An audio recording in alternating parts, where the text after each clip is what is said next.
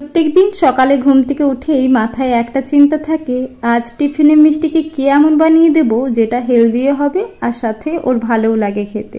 বাড়িতে ছিল কিছুটা ফ্রোজেন কর্ন, ভাবলাম সেটা দিয়ে আজকে কর্ন চাট বানিয়ে দিই। তার জন্য কিছুই না, কর্নগুলোকে ভালো করে জলে ধুয়ে অঙ্কুরিত ছোলা, শসা, গ্রেট করা গাজর, সামান্য কিছু পেঁয়াজ কুচি, অল্প একটু গোলমরিচের গুঁড়ো, স্বাদ অনুযায়ী বিট লবণ, আর ওপর থেকে কিছু ভাজা ছোলা ও বাদাম দিয়ে দিয়েছি, অল্প একটু ধনেপাতাও দিয়েছি। এবার এগুলোকে একসাথে মিশিয়ে নিয়েছি।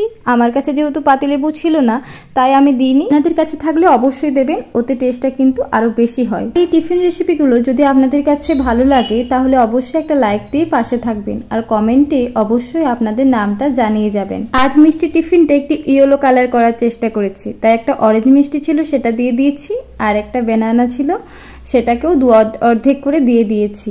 আজকের এই হলুদ টিফিন বক্সটা আপনাদের কাছে কেমন লাগলো অবশ্যই কমেন্ট করে জানাবেন, কিন্তু আমি আপনাদের কমেন্টের আশায় থাকি। ধন্যবাদ।